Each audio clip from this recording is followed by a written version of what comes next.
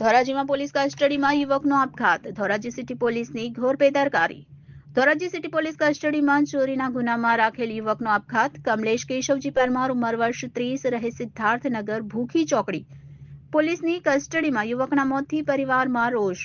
યુવકના મૃતદેહને પોસ્ટમોર્ટમ માટે ધોરાજી સરકારી હોસ્પિટલ ખાતે ખસેડવામાં આવ્યો.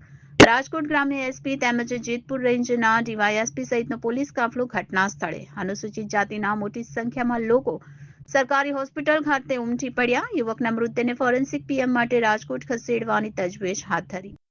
ધોરાજી ખાતે કમલેશ કેશવજીભાઈ પરમાર, ઉંમર વર્ષ 30 નામના યુવકને ધોરાજી સિટીમાંથી હનુમાન મંદિર પાસે ચોરી કરતા દરમિયાન પબ્લિક દ્વારા પકડી અને પોલીસને સોંપવામાં આવે અને પોલીસની એક એમણે રજૂઆત માટે અરજી પણ આપેલ હતી.